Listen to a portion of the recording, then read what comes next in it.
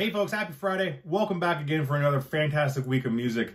I hope you had a great week back at school, if you went back to school. If you stayed home, I hope you had a great week at home. Last week we talked about the Beatles. They came to America from Britain, and the whole country just collectively freaked out when they heard the Beatles for the first time. People were screaming and hollering. They thought it was the coolest thing they'd ever heard, and they just couldn't contain their excitement. You saw also them playing at the baseball stadium, 55,000 people in the audience, just going bananas.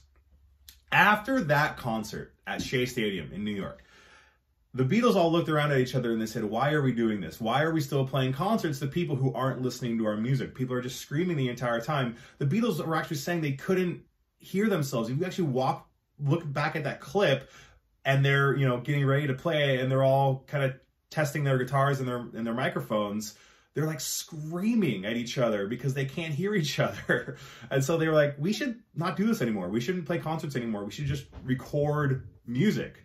And so they stopped playing concerts after that baseball concert.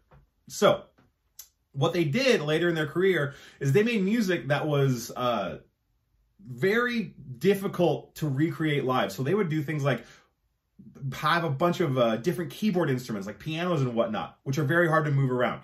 They would hire orchestras to play concerts. You can't take an orchestra around. That's a lot of people taken around the country. It's a lot of people. So the Beatles music later in their career is really different than their like rock and roll stuff earlier.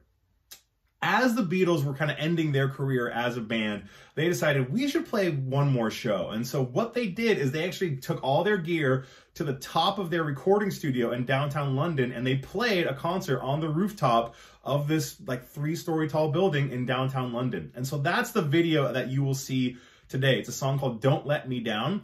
And if you remember those older those Beatles videos from last week, they're all, clean cut, no beards, short hair, matching suits.